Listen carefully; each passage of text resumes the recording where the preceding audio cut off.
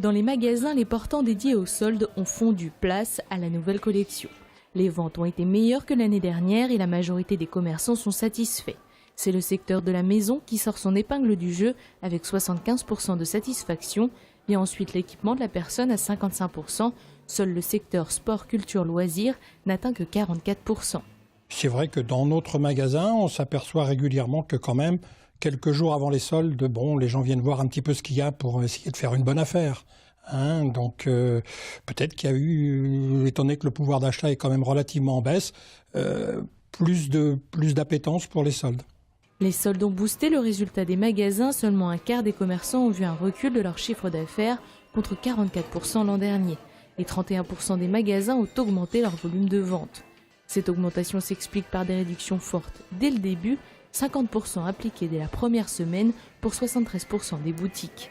Je pense que le commerce de proximité a une carte importante à jouer, que malgré la puissance d'Internet, les gens reviennent forcément dans leur centre-ville.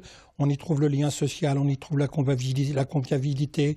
Et ça, je pense que c'est important pour nos commerces. Comme chaque année, les ventes privées ont quelque peu plombé ces soldes, mais les magasins sont de plus en plus nombreux à les pratiquer. À présent, les rabais vont complètement disparaître des rayons pour laisser place à la nouvelle collection.